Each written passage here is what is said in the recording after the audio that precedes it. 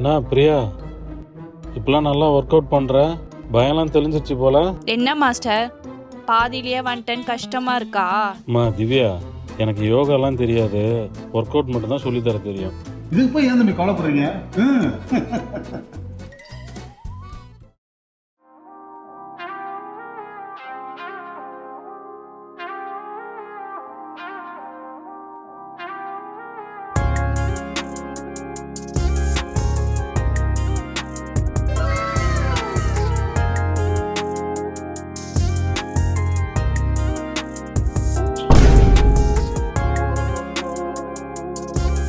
Master எனக்கு வந்து work out சொல்லித்தாங்க. Master எனக்கு முடிச்சுட்டு போங்க மாஸ்டர். இப்போ வருவீங்களா வரமாட்டீங்களா? என்ன மாஸ்டர் பாதியிலேயே வந்துட்டேன்னு கஷ்டமா இருக்கா? அதெல்லாம்மா, ஜாயின் பண்ணி 2 மாசம் ஆகுது.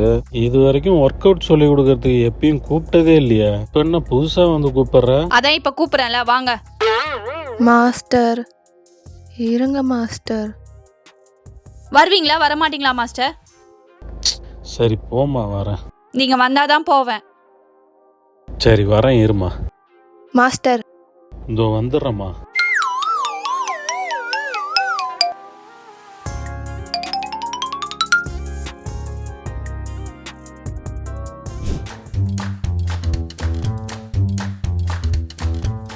போய் இது மூஞ்சி கூட வச்சாருப்பாரு, வேற ஆளே இல்லைன்னு. என்னம்மா முணுமுணுகிற? ஒன்றும் இல்லை மாஸ்டர்.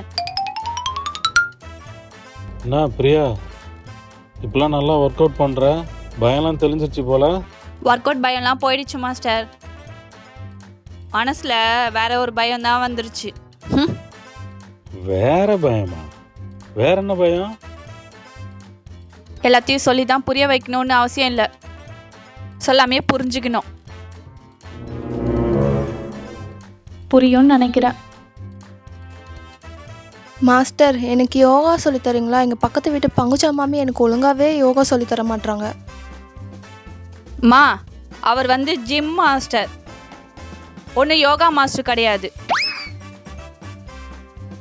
அதா அவரை சொல்லட்டும், நீ சொல்லாத. நான் தான் சொல்லுவேன், எனக்கு எல்லா உரிமையும் இருக்கு. உரிமையா? என்ன உரிமை? பின்ன இந்த ஜிம்ல நான் தான் சீனியர், உங்களை பற்றி எனக்கு தான் நல்லா தெரியும். சீனியாரிட்டி படி எனக்கு எல்லா உரிமையும் ஜாஸ்தி. ஆமாம் சாமி, உனக்கு தான் எல்லா உரிமையும் இருக்கு. உன்கிட்ட இது யார் இப்போ இதை கேட்டா? சரி சரி, 2 பேரும் சண்டை போட்டுக்காதீங்க. உங்களை ஒன்றா ஒர்க் அவுட் பண்ண சொன்னது என் தப்பு தான். அம்மா திவ்யா, எனக்கு யோகாலாம் தெரியாது, ஒர்க் அவுட் மட்டும் தான் சொல்லி தர தெரியும். ஆமாம் மாஸ்டர், நீங்கள் நல்லாவே ஒர்க் பண்ணுறீங்க. ஆமாம்மா, நீ நல்லா தான் ஒர்க் அவுட் பண்ணுற, பார்த்துட்டு தானே இருக்கேன். ஆமாம் ஆமாம்.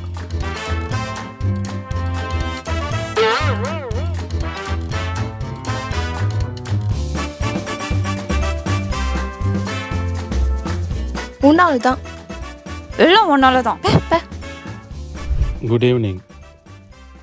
இந்த வருஷம் மிஸ்டர் சென்னை காம்படிஷன் நடக்கிறதுல நம்ம ஜிம்மு சார்பாக ராபர்ட் சார் தான் காம்படிஷனில் கலந்துக்க போகிறாரு.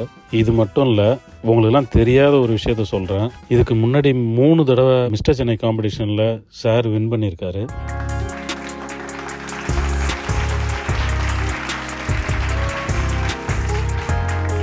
இப்போ சார் ஒரு 4 வார்த்தை மோட்டிவேஷ்னல் ஸ்பீச் கொடுப்பாரு. சார் பரவாயில்ல, ஒரு 4 வார்த்தை பேசுங்க சார். பேசுங்க சார். நீங்கள் வந்ததுலேருந்து இது வரைக்கும் ஜிம்மில் பேசினதே இல்லை, பேசுங்க சார். Good evening friends.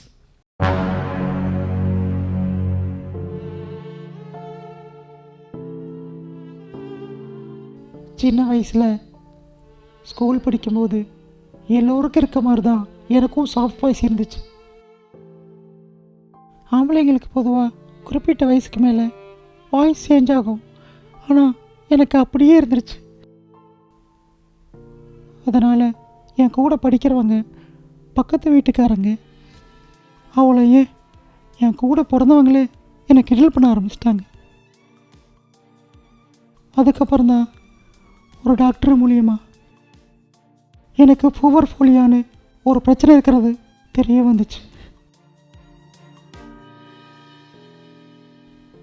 இது ஒரு சாதாரண வைரஸ் பிரச்சனை தான்.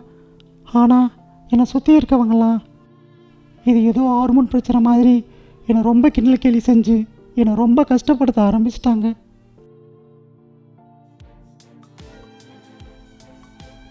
அதுக்கப்புறம் நான் எல்லாரு கூட பேசுகிறத சுத்தமாக நிறுத்திட்டேன். அதுதான் என் வலி, வேதனை, கஷ்டம் எல்லாத்தையும் என் மிஷனில் காமிச்சேன். 3 முறை கஷ்டப்பட்டு உழைச்சி மிஸ்டர் மெட்ராஸ் பட்டத்தை வாங்கினேன். அவார்டு வின் பண்ணிட்டு என்கிட்ட இருக்க அந்த குறையால் ஸ்டேஜ் ஏறி கூட என்னால் பேச முடியல.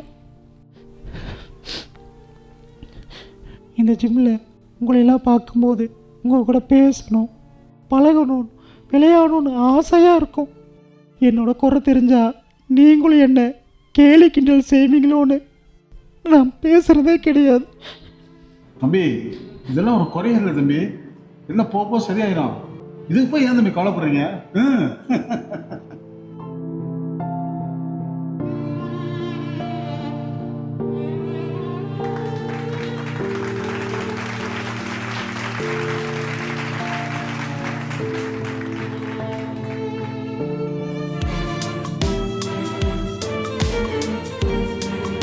நாங்கள் இருக்கோம்.